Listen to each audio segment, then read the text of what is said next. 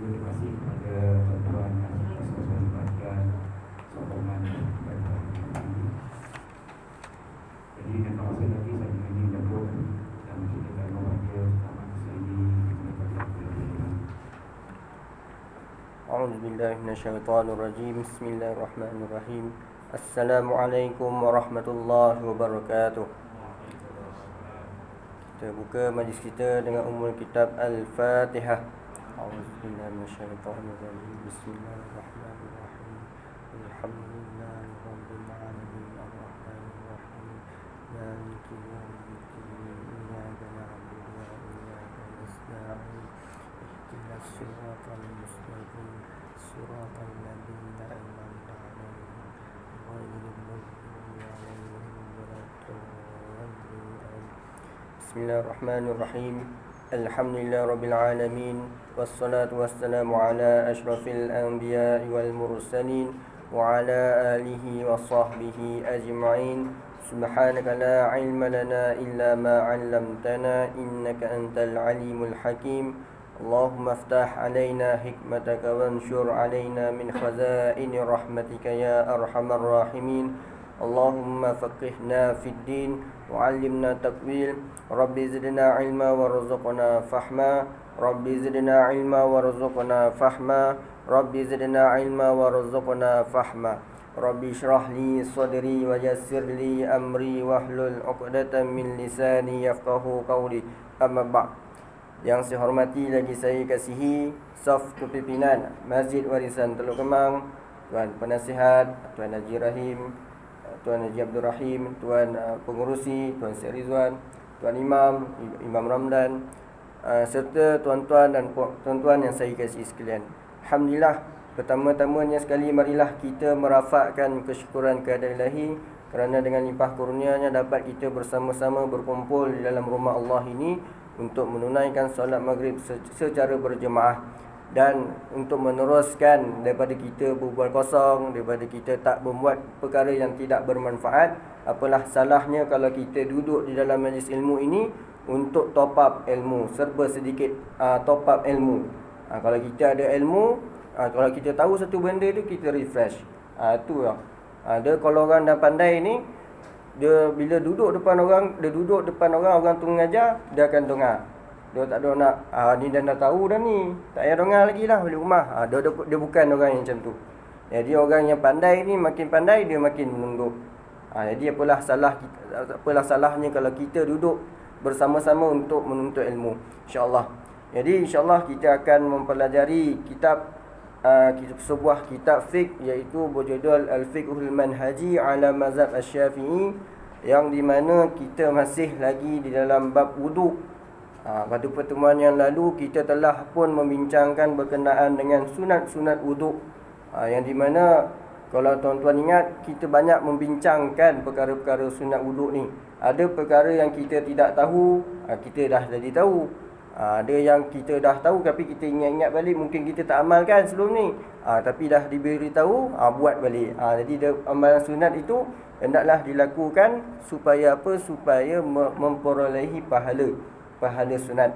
Antaranya yang kita baru tahu seperti baca bismillah, baca ta'awuz, auzubillah, membasuh dua tapak tangan, bersugi ni yang paling elok adalah menggunakan kayu sugi arak tu yang digunakan oleh Nabi, yang selalu jual kat kedai-kedai tu kan. Dia panjang dia paling minimum 4 jari dan paling panjang sejengkal. Sejengkal itu yang paling elok. Cara memakainya seperti ni. Macam ni. 3 jari di atas, 1 jari di bawah, jari kelingking di bawah dan ibu jari di bawah. Dan juga hendaklah menggosoknya mula daripada tengah, membawa ke kanan bawa ke bawah, lepas tu bawa ke tengah balik, ke atas, membawa ke kiri, membawa ke bawah balik, dan ke tengah. Jadi dia baca bentuk 8, nombor 8. Itu kaedah cara nak bersugi. Tapi kalau kita tak ada kayu sugi, kita boleh menggunakan benda-benda kesat yang lain. Contohnya baju kita. Contoh kita ambil air sikit, kita gosok dengan kain baju kita. Ataupun kalau tak nak guna kain ni, kita boleh guna jari kita. Buat simbol je lah, nak mendapat pahala bersugi ni.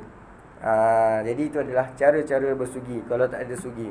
Dan seterusnya berkumur-kumur, memasukkan air ke dalam hidung dengan menggunakan secedok air. Maknanya ambil air tu, kita kumur-kumur, kita buang. Lepas tu air yang dalam cedokan tu kita masuk ke dalam hidung pula dengan menggunakan tangan kanan dan keluar dengan tangan kiri. Selalu kita ambil asing-asing, kumur asing, cedok air ke hidung asing. Sebenarnya dia sekali cedokan sahaja, iaitu ambil air, berkumur-kumur, masuk air ke dalam hidung dengan cedokan sama sebanyak 3 kali. Dan seterusnya menyelati janggut yang tebal, menyapu seluruh kepala. Menyapu seluruh kepala ni ada kaedah dia. Ibu jari ni macam ni, jari telunjuk ni macam ni, dan kemudian bawa ke belakang, kemudian ke depan balik. Itu kaedah dia. Dan juga menyelati celah-celah jari kedua belah tangan dan kaki. Kaki ingat lagi tak cara nak menyelati tu? Cuba tunjuk sikit. Cuba Tuan Haji tunjuk sikit. Dia tak topek tu. Cara yang tepat menggunakan jari kelingking. Jari kelingking tangan kiri. Jari kelingking tangan kiri. Dan hendaklah bermula menyelati jari kelingking kaki kanan. Hinggalah berakhir kepada jari kelingking kaki kiri. Faham tak? Macam tu cara. Dia bukannya guna ibu jari ataupun jari tunjuk, tapi jari kelingking belah kiri. Tu cara dia. Okey, tu kita dah belajar. Lepas tu kita belajar menyapu dua telinga luar dan dalam dengan air yang lain selain daripada air buat menyapu kepala. Mana dah sapu kepala, kita ambil air lagi. Macam mana cara nak sapu telinga? Tu ambil tunjukkan tak? Basuh telinga. Okey. Macam ni. Jari telunjuk kita masuk sini, kita basuhkan. Dari luar ni kita buat macam ni.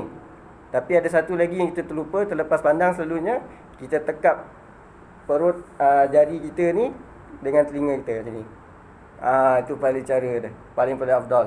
Maknanya cara tuan dah betul, cuma tambah lagi masuk tekap telinga tu. Macam tu. Jadi kita dah belajar tu. Lepas tu melakukan semua perbuatan fardu wuduk dan sunatnya sebanyak 3 kali. Mendahulukan yang kanan daripada yang kiri ketika membasuh tangan dan kaki. Menggosok-gosok tangan atas anggota ketika membasuhnya. Tapi kalau tak gosok pun tak apa. Tak ada jadi masalah, tak membatalkan wuduk. Tapi yang paling sunatnya ialah hendaklah menggosok-gosokkan dengan menggunakan tangan. Yang seterusnya adalah berturut-turut. Sunat berturut-turut ni bagi orang yang sihat sahaja. Sihat daripada apa? Sihat daripada orang yang selalu keluar darah, orang yang selalu kentut-kentut, orang yang selalu kencing tak lawas. Jadi orang yang selalu yang ada penyakit ini, dia wajib berturut-turut. Nak cara macam mana berturut-turut itu, mestilah sebelum keringnya air tu, dia mesti cari air kalau tiada air. Ni kita telah belajar ni. Tapi kalau orang sihat macam kita sunat untuk berturut-turut ni. Kita sunat untuk berturut-turut. Seterusnya melebihkan basuhan muka ke bahagian kepala dan membasuh bahagian atas 2 siku dan buku lali. Mana berlebihkan basuh muka. Muka ni kita basuh ke sini, kita belajar, tapi kita lebihkan. Kita basuh ke belakang-belakang telinga ni. Lepas tu kita basuh ke bawah ni. Kita melebihkan basuhan muka tu. Tangan kita basuh sampai atas, kaki kita atas sampai ke betis. Itu kita telah belajar. Lepas tu bersederhana menggunakan air tanpa berlebihan dan tidak membazir. Menghadap kiblat ketika berwuduk. Lepas tu tidak bercakap-cakap. Atau berdoa dan bertasyahud. Jadi kita telah belajar berkenaan dengan sunat-sunat wuduk. Dan insyaAllah pada malam ini tuan-tuan, ini sekadar refresh je lah. Tuan ada yang lupa apa-apa kan, cara-cara dia tu yang kita ingat balik. Jadi insyaAllah malam ini kita akan pergi kepada perkara makruh ketika berwuduk. Jadi dalam berwuduk ni juga kita kena ada perkara yang makruh. Kita kena berjaga-jaga. Kita nak buat satu amalan ni, ingatkan dapat pahala, tapi sebenarnya perbuatan itu adalah makruh. Walaupun makruhnya apa maksudnya? Maksudnya kalau meninggalkan tak ada apa-apa. Tapi kalau tinggalkan dapat pahala, tapi kalau buat tak dapat dosa. Tapi perbuatan makruh ini dibenci oleh Allah Subhanahu Wa Taala. Jadi ini adalah perkara-perkara makruh. Kita nak buat amal soleh, kita nak buat pahala, tapi sebenarnya kita membuat perkara makruh. Jadi apakah perkara-perkara makruh ni? Jadi perkara-perkara yang makruh ketika berwuduk ialah yang pertama sekali menggunakan air secara berlebihan atau membazirkan air. Jadi air berlebihan ni, apa maksud air berlebihan ni? Maksudnya bila buka air pipe tu kita buka besar-besar. Kita patut buka kecil je. Contoh kita nak ambil air, kita buka kocik. Itu tak berlebihan. Buka kocik, tapi janganlah kocik sangat macam jarum kan. Tak boleh sentuh pula. Mana tak boleh lebih, tak boleh kurang. Mana bersederhana. Mana air tak boleh terbuka pun lah. Jadi kita sekarang ni, Nabi dah cakap dah, umat akhir zaman ni akan berlebihan dalam berwuduk. Dalam berwuduk, Nabi dah pesan dulu dekat sahabat ni bahawa umat akhir zaman ni akan selalu berlebih-lebihan dalam berwuduk. Contoh macam zaman sekarang ni dah. Contoh air paip buka besar-besar, ambil wuduk dengan air berlebihan. Ini cara yang tak elok, perkara yang makruh. Macam Tuan Haji cakap pertemuan yang lepas, menggunakan shower contohnya, air banyak shower. Jadi berlebih-lebihan. Air yang berlebih-lebihan tu boleh menyebabkan menjadi makruh. Ini berlebih-lebihan dan membazir. Perbuatan inilah yang dilarang oleh Allah SWT. Tapi tidaklah sampai haram. Perbuatan itu adalah makruh sahaja. Ataupun membazir air ni, contohnya orang tu was-was. Dia macam jenis ada penyakit was-was ni. Lepas tu ambil wuduk, basuh muka, tak yakinlah kono kat hidung ni, sapu hidung ni, disapu lagi sampai air tu berlebihan. Ini adalah perbuatan yang dilarang oleh Allah SWT. Jadi ini kerana ia bertentangan dengan sunnah dan maksud umum firman Allah SWT, wala tusrifu innahu la yuhibbul musrifin. Maksudnya, dan janganlah pula kamu melampau, sesungguhnya Allah tidak suka orang-orang yang melampaui batas. Surah Al-A'raf ayat 31. Jadi Allah SWT dah berpesan, jangan berlebih-lebihan, jangan nak melampau, nak buat satu ibadah melampau. Ini ibadah ni. Ini ibadah pun dah melampau, apatah lagi perkara-perkara yang lain. Contohnya kita makan jangan berlebih-lebihan. Lagi apa lagi? Tidur jangan berlebih-lebihan. Sedangkan amal ibadah pun tak boleh berlebih-lebihan, tak boleh nak membazir, apatah lagi benda lain. Contoh makanan. Ni tak lama lagi nak puasa ni. Tengok betapa banyaknya makanan yang kita bazir kan. Daripada satu hari tu kita tengok, kita makan, kita beli macam-macam. Nampak ni kita nak beli tu. Nampak mutabak, kita nak beli mutabak. Sudah buka puasa, kita tak tahu. Kita tak tahu nak habis macam mana ni. Banyak benar ni kita tak tahu. Ni boleh menyebabkan pembaziran. Ini adalah perbuatan yang dilarang oleh Allah SWT. Sedangkan amal ibadah pun dimakruhkan, apatah lagi perkara lain. Hadis lain mengatakan ketika sahabat Nabi iaitu bernama Sa'ad, dia mengambil wuduk. Jadi Nabi tegur dia, wahai Sa'ad, kamu ni berlebih-lebihan lah dalam mengambil wuduk. Jadi Sa'ad tanya, adakah dalam amal ibadah pun juga dikira sebagai berlebih-lebihan? Jadi Rasulullah SAW menjawab, ya. Sedang amal ibadah pun berlebih-lebihan. Dan juga kalau kamu berlebih-lebihan di sungai pun juga tidak boleh. Mana di sungai, di laut pun tidak boleh. Jadi ini adalah perbuatan ataupun hadis menunjukkan bahawa tidak boleh berlebihan dalam amal ibadah. Dan juga berlebihan bermaksud melampaui had kesederhanaan yang biasa. Maknanya macam mana kita nak tahu had kesederhanaan ni? Apa kayu ukur dia? Kayu ukur dia adalah dengan mengikut Nabi lah. Ada sahabat mengatakan bahawa Nabi Muhammad SAW dia berwuduk dengan satu botol air sahaja. Contoh satu mud. Mana lebih kurang satu botol air sahaja. Jadi itu adalah perkara kadar ataupun sukatan yang boleh kita untuk mengambil wuduk. Kalau lebih daripada tu, mana berlebih-lebihan dalam berwuduk. Jadi itu adalah kadar yang ditetapkan, mana yang ditunjuk oleh Nabi Muhammad SAW. Jadi hadis yang lain pula, Rasulullah SAW bersabda, innahu sayakunu fi hadhihi al-ummah qaumun ya'taduna fi at-tahuri wad-du'a. Maksudnya akan ada di kalangan umatku. Ini yang saya cakap tadi ni. Nabi cakap kat sahabat, akan ada di kalangan umatku. Umat kita sekarang ni, umatku golongan yang melampau, mana berlebihan ketika bersuci ataupun berdoa dan berdoa. Riwayat Abu Daud. Maknanya bersuci melampau, berdoa pun melampau. Jadi dekat sini kitab ini mengatakan melampau ketika berdoa bermaksud meminta sesuatu yang khusus dengan cara menyifatkan yang tertentu. Maknanya dia baca doa tapi dia berlebih-lebihan. Dia buat doa tu jadi khusus pula. Dia macam memaksa Allah itu untuk memakbulkan doa dia. Sampai macam tu sekali. Kita memang tak disalahkan. Memang Allah suka orang yang meminta kepada hamba kepada dia. Memang Allah suka. Tapi dengan cara yang khusus. Contohnya, ya Allah, contoh telefon dia rosak. Ya Allah, phone aku ni rosak. Ya Allah, kau belikanlah aku phone ni esok lah. Ya Allah, esok phone iPhone lah. Ya Allah, iPhone 12. Tak nak second, anak yang baru punya.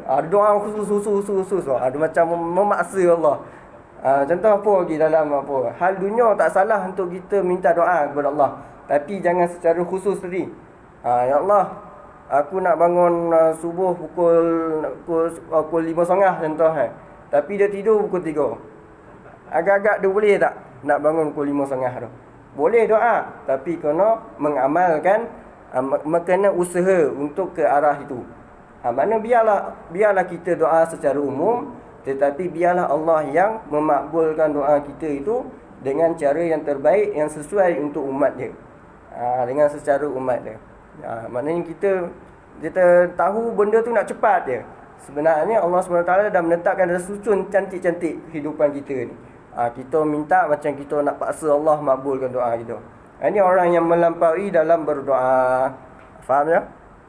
Ada yang tak faham tak berkenaan dengan pertama ni? Menggunakan air secara berlebihan atau membazirkan air ni. Macam shower tadi yang contohan, tu jawapan lah. Maknanya kalau nak buka pilih air, kita buka kecil-kecil je. Macam kat luar ni senang. Kat luar tu kan macam buka tutup macam tu je kan, tak ada pilih air kan. Mana buka ambil uduk, tutup air tu, kita ambil uduk. Contoh ni kan, ni kita tolak, kita tutup, kita buka ni. Senang. Kalau macam pilih air tu tak apa elak kan, tak apalah. Tapi macam kalau ada orang yang pakai berlebihan, masuk pakai pilih air tu kan, tapi dia tak ada air itu untuk kegunaan lain. Untuk kegunaan lain. Itu tak apa. Itu macam bila kita ambil air kat bawah tu jadi mustakmal, air yang telah digunakan. Tapi air tu kita gunakan untuk benda lain. Bukan untuk ambil semayang balik. Itu kat situ tak ada masalah. Kalau kita nak bawa mandi biasa ke, mandi harus ke, tak ada masalah. Mana tak dikira membazir lah. Yang bazir ni bila menyebabkan perkara itu macam tak bermanfaat, air tu berlalu saja macam tu. Air tu berlalu sahaja macam tu. Ada lagi nak tanya? Tak ada ya? Faham ya? Itu yang pertama, perkara yang makruh, yang kita selalu buat. Sedangkan Nabi dah warning awal-awal lah. Innahu sayakunu fi hadhil ummah qaumun ya'taduna fi at-tahuri wa du'a. Maknanya orang yang akhir zaman ni akan ada yang orang melampaui dalam berdoa dan juga dalam keadaan bersuci. Maknanya nak mandi wajib tak boleh berlebihan, ambil wuduk pun tak boleh berlebihan. Itu yang pertama. Yang kedua adalah mendahulukan basuhan tangan dan kaki kiri daripada yang kanan. Jadi ini adalah perbuatan makruh. Ini kita tak selalu amalkan. Sebab apa? Kerana daripada kecil kali kita dah dilatih untuk membuat perkara daripada kanan dulu baru kiri. Ini tak ada masalah. Tapi ada tanggapan orang tu, dia cakap ni wajib, kanan ni wajib, kena ikut. Sebenarnya itu adalah sunat sahaja. Tapi meninggalkan membuat yang kiri dulu baru kanan, itu adalah makruh. Tidaklah sampai menyalahi ataupun membatalkan wudu. Jangan salah tanggap. Ini adalah perbuatan, jangan berlebihan nak menjatuhkan hukum ni. Orang nampak basuh tangan kiri dulu, haram. Sampai jatuh hukum macam tu kan, tak boleh lah. Itu perbuatan tu adalah makruh sahaja. Kerana apa? Kerana berlawanan dengan perbuatan Rasulullah SAW. Rasulullah SAW ini seperti mana yang kita tahu, dia suka mendahului yang kanan. Kalau nak sikat rambut belah kanan dulu. Contoh kalau nak pakai selipar belah kanan dulu. Apa-apa perbuatan, nak masuk baju pun belah kanan dulu. Jadi kalau kita mendahulukan yang kiri, adalah yang menyalahi perbuatan Rasulullah SAW. Jadi tak ada masalah kalau nak buat kiri, tapi makruh. Hukum dia makruh. Itu yang kedua. Yang ketiga adalah mengelap anggota wuduk dengan tuala, kecuali keuzuran kerana sangat sejuk atau panas yang menyakitkan, sekiranya air masih ada pada anggota, atau dikhatiri anggota tersebut terkena najis atau debunya. Jadi ini adalah perkara yang makruh yang ketiga, iaitu mengelap anggota wuduk dengan tuala. Maknanya kita nak ambil wuduk, lepas wuduk tu kita terus lap. Ataupun lepas mandi, time mandi tu kita berwuduk. Lepas wuduk tu kita terus lap muka kita, lap anggota wuduk tu. Itu adalah perbuatan yang dimakruhkan. Melainkan terdapatnya darurat ataupun terdapatnya keperluan. Darurat ni macam dalam keadaan tangan kita duduk kat sejuk, contohnya dekat office, kat rumah ke, cuaca sejuk kan, aircon, kita buka aircon, kita masuk bilik sampai ke tulang rasa kan. Jadi tak salah kalau kita nak lap. Maknanya dekat sini, kalau yang saya tahu, ulama khilaf berkenaan dengan mengelap cermin ni. Maknanya khilaf ni apa maksudnya? Ada perbezaan pendapat. Ada yang kata harus. Maknanya tak ada masalah pun, tak adalah makruh. Tapi ada juga ulama yang katakan makruh. Tapi dalam kitab ni mengatakan makruh. Makruh mengelap dengan tuala. Kerana apa? Kerana terdapat hadis daripada riwayat Al-Bukhari dan Muslim, daripada ketika anna Nabi sallallahu alaihi wasallam utiya bimindilin falam yamassahu. Maksudnya Nabi sallallahu alaihi wasallam dibawakan tuala kepadanya. Siapa yang bawa ni? Yang bawa ni adalah Maimunah, isteri Nabi. Tetapi baginda tidak mengelapnya. Jadi Nabi tolak. Maimunah nak bagi tuala ni dekat Rasul, kat Rasulullah, tapi Rasulullah menolak dengan apa? Menolak tu dengan baiklah. Tak ada secara kasar.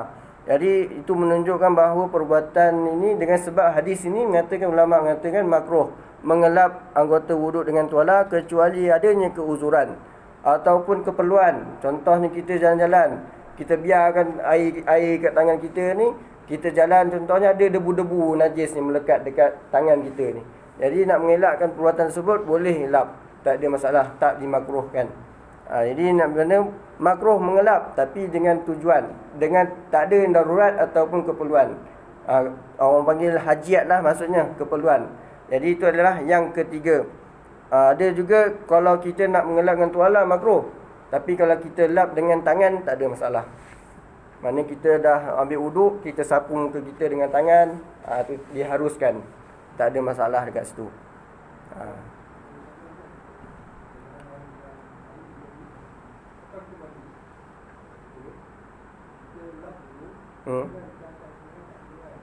Tak ada masalah.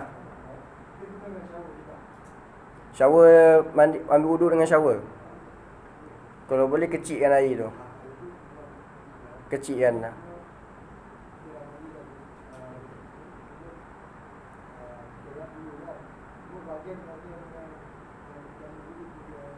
Dibiarkan. Kerana apa? Kerana bila kita mengambil wuduk ni, bila ambil wuduk, air melekat-lekat kat wuduk kita, anggota wuduk itu, terdapatnya kebaikan, terdapatnya fadilat. Jadi bila mana kita mencabut kebaikan tu, maknanya tak sesuai lah perbuatan tersebut. Sebab itu ulama mengatakan makruh. Makruh. Jadi ada soalan lagi? Tak ada ya? Kita pergi tempat lain lah. Yang keempat, iaitu menimbah air ke muka, kerana perbuatan itu bertentangan dengan kemuliaan muka tersebut. Ini nak ambil wuduk, dia buat iklan apa lah, iklan cuci muka pula. Nak ambil lap-lap, dia cuah muka macam iklan. Tu tak boleh lah. Itu perbuatan yang melanggari ataupun bertentangan. Kerana apa? Kerana muka ni mulia. Muka ni kalau kita ada anak pun, kita tak boleh tampar muka anak kita. Kerana apa? Kerana muka anak ni mulia, muka manusia ni mulia. Jadi nak ambil wuduk pun kita tak boleh ambil air tu, kita capnya macam iklan apa? Iklan cuci muka tu. Jadi itu perbuatan ini adalah makruh, menyimbah air ke muka. Jadi itu adalah yang keempat. Yang kelima adalah membasuh atau menyapu anggota wuduk lebih atau kurang daripada 3 kali dengan yakin. Jadi kita nak basuh muka, kita nak basuh tangan, kita nak basuh, menyapu kepala, membasuh kaki, kita boleh membuat 3 kali sunat.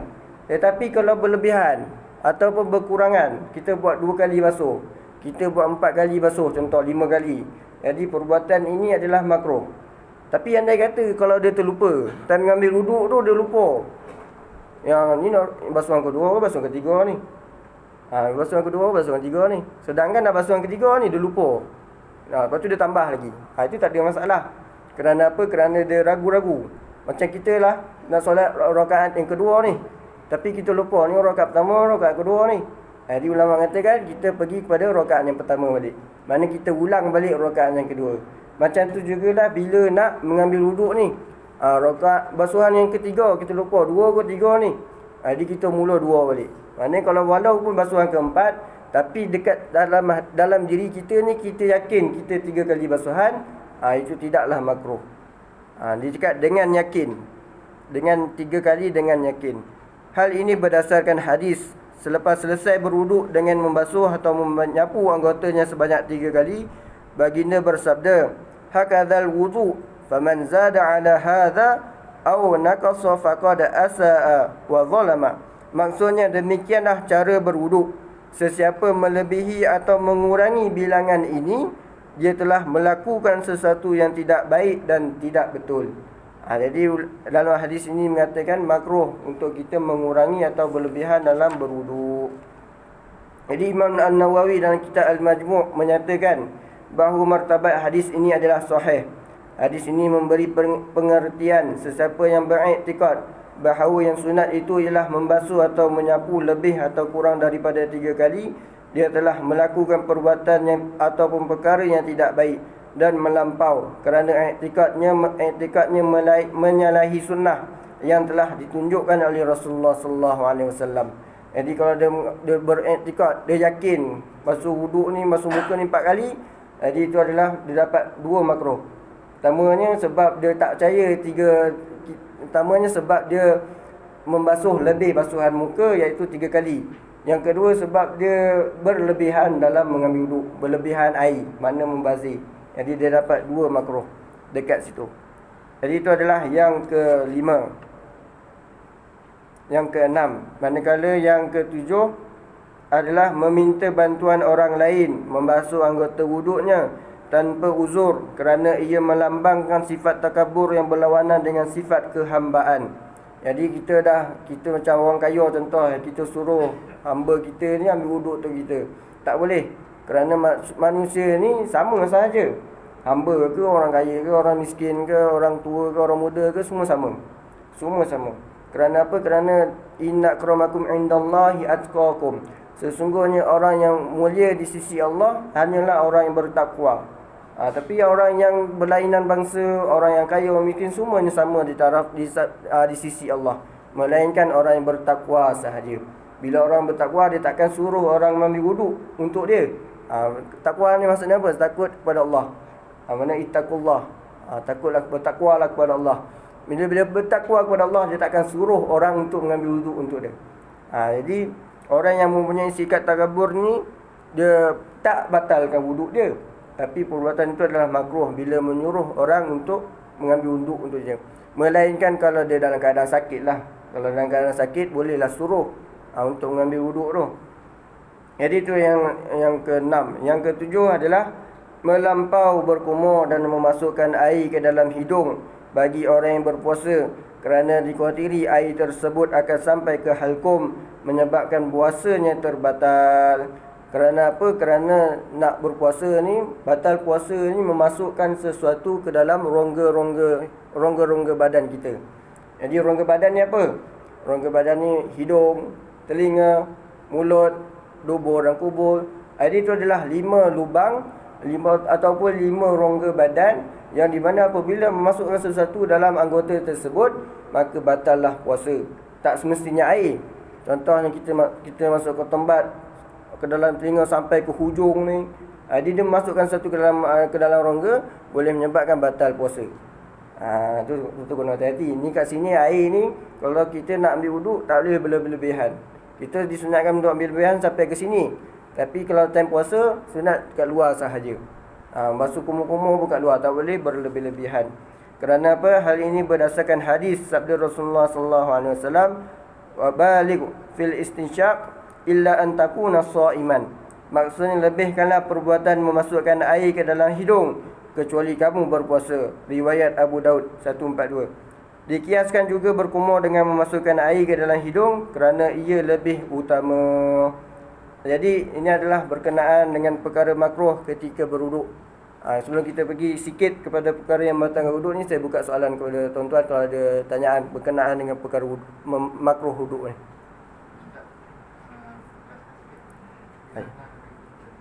Macam mana? Bilangan 3 kali. Contohnya kita lagi basuh tangan, kita 3 kali lah. 1, 2. Lebih tak boleh, kurang pun tak boleh. Dia 3 kali sunat. 1 tak dikira sebab 1 tu wajib.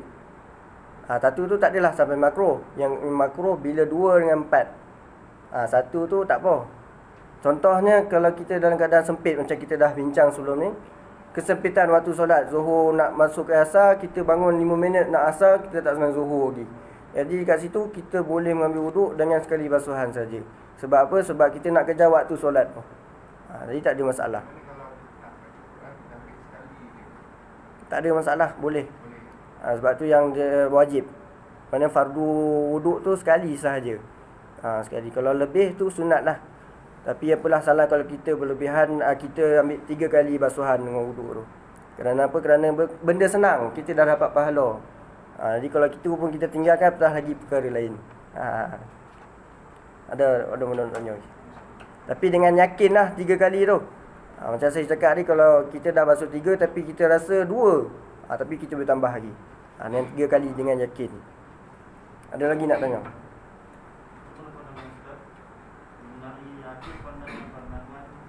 Yang mengatakan ada doa tertentu membasuh anggota tiada anggota badan. Anggota wudu.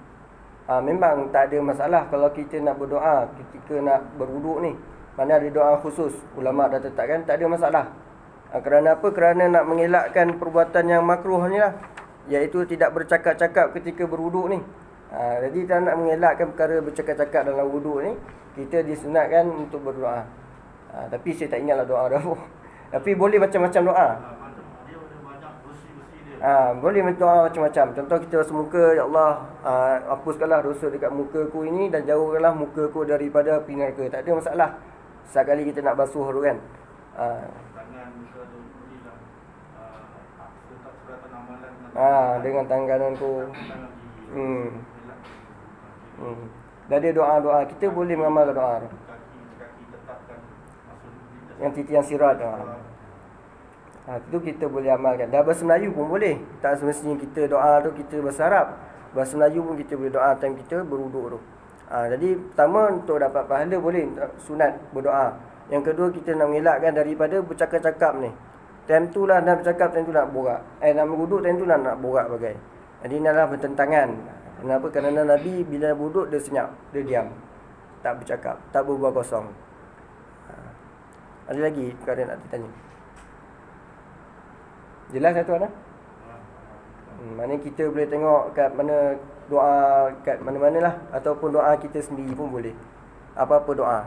Sebab Nabi tak ada khususkan pun doa apa-apa dekat hadis.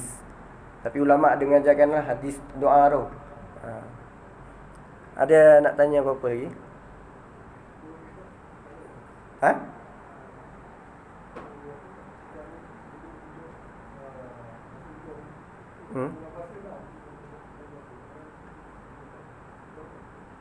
Kita tersedak.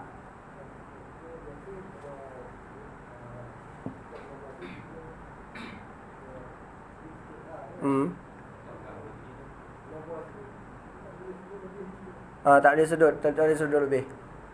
Bila sedut lebih makruh. Contoh kita afdal sampai sini, mana sampai ke otak kita rasa panas. Tapi kat puasa tu, bulan puasa kita sampai sini pun dah memadai. Dah memadai. Tadi ada nak tanya, kita tak ada Kita masuk sikit lah perkara yang membatalkan wuduk, kita masuk satu dulu. Jadi perkara yang membatalkan wuduk, yang pertama sekali adalah wuduk terbatal dengan 5 perkara. Iaitu yang pertama sekali adalah semua yang keluar daripada kubul dan dubur, seperti kencing, tahi, darah, kentut dan lain-lain. Jadi ini apa yang keluar daripada kubur dan dubur, daripada kemaluan kita yang depan ataupun di dubur, iaitu lubang buntut kita tu, besar-besar. Jadi apa-apa yang keluar, darah ke apa, kencing, ataupun perkara yang selalu kita buat, kencing, berak, ataupun perkara yang jarang berlaku, darah, ataupun cacing kat buntut kita contoh, dia keluar dekat lubang buntut tu. Bila dia keluar, dia masuk balik contoh. Dia keluar kepala dia masuk balik dalam lubang buntut tu. Jadi itu pun dah membatalkan wuduk. Kerana apa? Kerana apa-apa yang keluar daripada kubur dan dubur, dia membatalkan wuduk. Jadi kentut pun membatalkan wuduk. Kalau muntah mazhab Syafi'i tak membatalkan wuduk. Kerana apa? Kerana dia keluar daripada mulut. Tapi mazhab lain ada yang mengatakan batal wuduk bila muntah ni. Tapi mazhab Syafi'i tak membatalkan wuduk. Jadi air wadi, air mazi.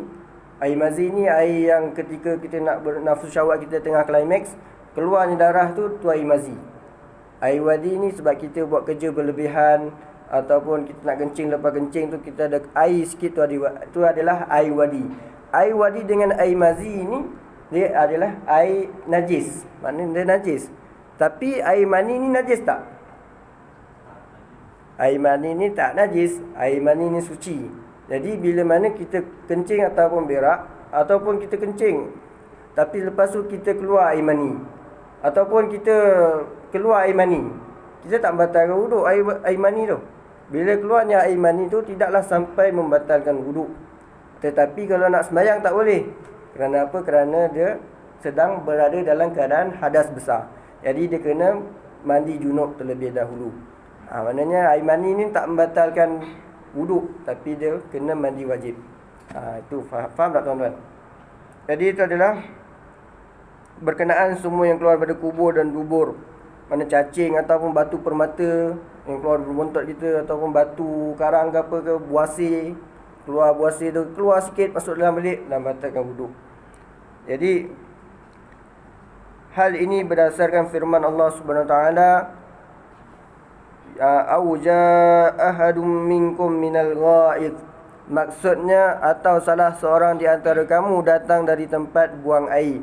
Sementara hadis pula daripada Abu Hurairah radhiyallahu anhu berkata, Rasulullah sallallahu alaihi wasallam bersabda, la yuqbalullahu salata ahadakum idza ahdatha hatta yatawadda. Faqala rajulun min Hadramaut, mal hadatsu ya Aba Hurairah? Qala fusa'u aw dhuratun.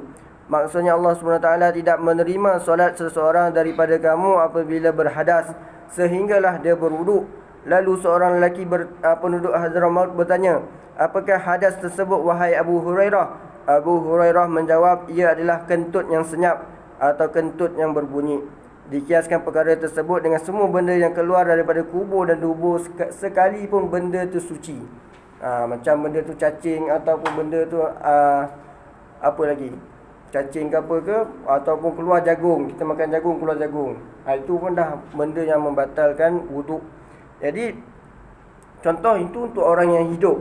Akan tetapi kalau untuk orang yang mati, contohnya kita dah wudukkan untuk orang yang mati ni, jenazah ni, lepas tu dia terbatal wuduk dia, adakah dia batal wuduk dia? Tidaklah terbatal wuduk dia. Contohnya kita dah ambil wuduk jenazah tu, lepas tu tengok, ada lagi keluar kencing ni, ada lagi keluar berak ni, jadi tak perlu ulang balik wuduk dia tu, kerana dia sudah meninggal dunia. Jadi wuduk dia tu tetap ada. Tidaklah membatalkan wuduknya bila keluar daripada kubur dan dubur si mati ini. Jadi itu adalah untuk permasalahan berkenaan dengan perkara yang membatalkan wuduk yang pertama, iaitu semua yang keluar daripada kubur dan dubur seperti kencing, tahi, darah, kentut dan lain-lain. Sama ada najis ataupun suci, dia membatalkan wuduk. Jadi itu sahaja berkenaan yang ni. Isyak pun telah masuk. Cukup sekadar ini saja. Saya buka soalan untuk yang pertanyaan ni. Yang pertama ni, ada nak tanya? Kalau kita tengah solat, nak tahan kentut macam tu macam mana? Tahan kentut? Dia tengah solat, bila kentut, dia kena tahan kentut. Tapi bila mana dalam keadaan sekarang ni, kita belum solat lagi, tapi kita tahan kentut, kat situ makruh. Kat situ makruh. Sebab saya dengar makruh macam tu. Saya dengar ada makruh, takut kita tahan kentut dekat solat tu makruh macam. Tak ada, memang kita kena teruskan solat. Melainkan kalau tak tahan pun dah kentut, tak ada masalah lah. Tapi kalau kentut, memang kena tahan kentut dulu. Tapi kalau dalam majlis ilmu ataupun kita nak prepare untuk solat, tu kentut pula, kita nak tahan kentut, dia makruh kat situ, kena ambil wuduk. Maknanya sebelum sembahyang tu kita kena bersihkan diri kita lah. Maknanya kita nak sembahyang ni kita kena khusyuk. Maknanya apa-apa yang perbuatan yang boleh menyebabkan kehilangan khusyuk tu kita kena hilangkan. Contoh kalau kita lapar, waktu solat dah masuk ni kita lapar, kita makan dulu. Kita makan dulu. Ataupun kita apa lagi? Isokok tak boleh lah. Makan dah. Ataupun benda lain. Gantuk. Dia tak boleh lah.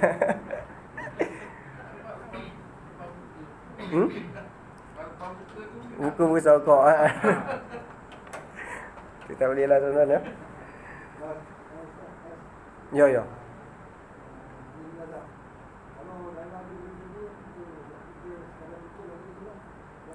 Kita dah buat basuh. Tak adalah kita sampai sental-sental tu kan. Kita lap, kita tutup dengan kapas. Dah tak boleh nak bondong lagi dah. Dah puas dah basuh kan. Kita kapas kan. Mana kita, walaupun laki 3 kali balutan kan, jahitan apa semua tu. Kita 3 kali apa? Ngafan tu, tapi boleh berlebihan.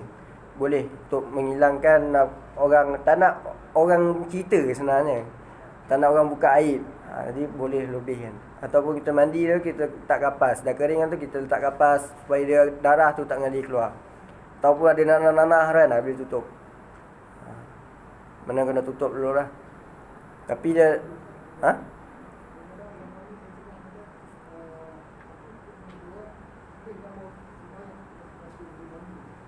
Dia sebenarnya bondor tu tak boleh sebenarnya.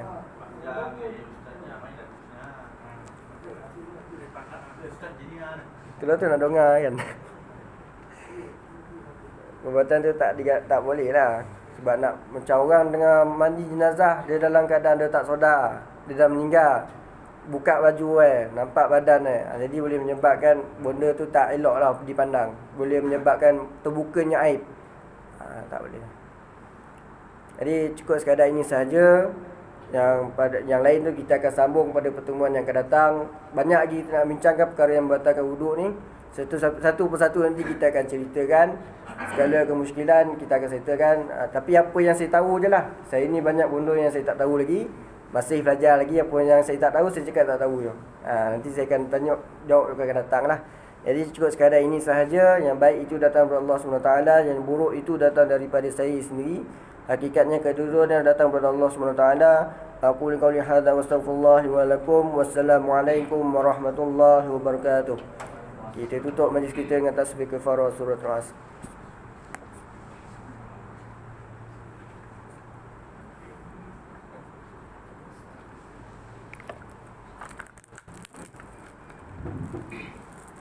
Terima kasih juga atas konsen pada pagi.